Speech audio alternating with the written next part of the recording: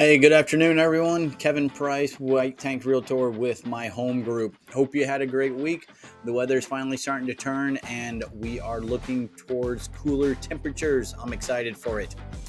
Today, I want to talk to you about a seller's roadmap. The steps that you, as a home seller, will need to be aware of when you're selling your house. They can be broken down into about 8 different steps, and I just want to go over those real quick, review them, so when you come to the point of wanting to sell your house, you have the information available to you. Of course, the first step is going to meet with a real estate professional, much like myself. Um, there's no commitment for the initial meeting, and some agents don't even require a commitment until it's actually time to write the listing and publish it. It all varies on the situation, and different agents, different brokers have different rules and the way they do things. Your next step is going to be establish the price. Now, this is always tricky because we always think our house is worth more than sometimes what it actually is. I myself have been in this situation. I was fortunate enough to get an offer even when I knew the house was overpriced. Doesn't always work out that way. Thankfully for me, it did. But the best thing to do is to look at homes that are recently sold, homes that are currently for sale, match up the bedrooms, the bathrooms, the square foot of the house, how big the lot is, and then that gives you an overall picture of what your neighborhood will support and what houses are going for in that area at that time. And then you can get the strategic pricing down that will help you be competitive. You don't want to price yourself out of the market and be too high, and then people will look at it and say it's nice, but no one's going to actually make an offer on it. So have some strategic pricing, work with your agent. Sometimes you're going to hear information you don't want to hear, but it's important to make sure the pricing is right. That is the main reason that one of the main reasons why homes don't sell as quickly as they should.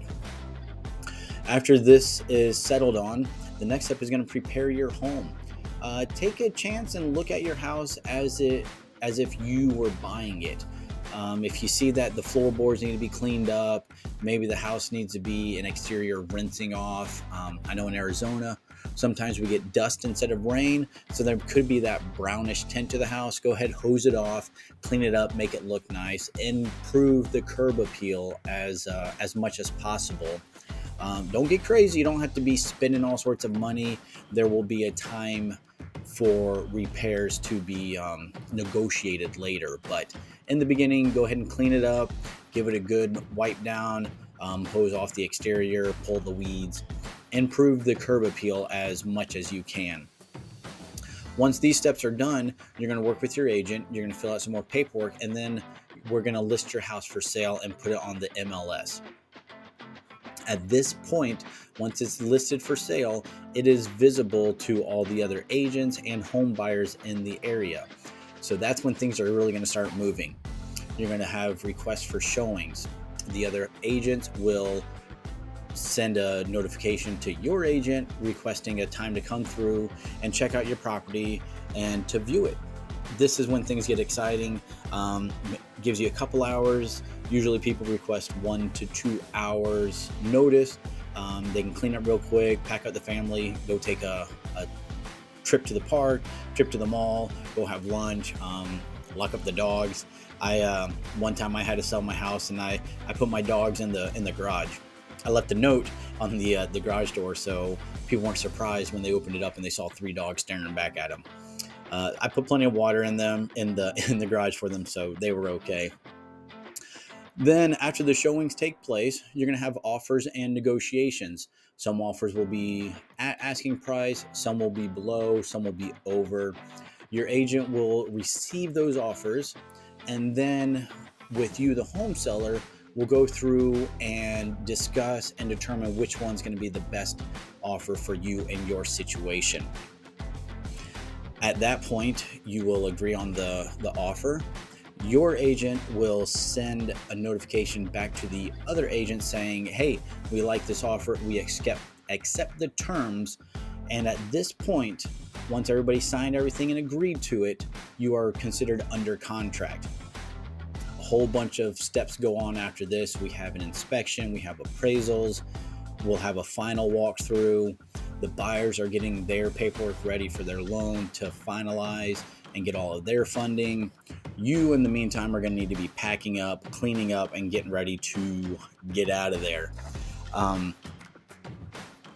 The final step is the closing. And if you've bought a house before and closed on it, you understand there's a whole bunch of initials and a whole bunch of paperwork that needs to be signed. If you've never bought a house before, this will be a lot of signatures for you. Usually your agent will attend, especially if it's your first home buying process. The agent will be there.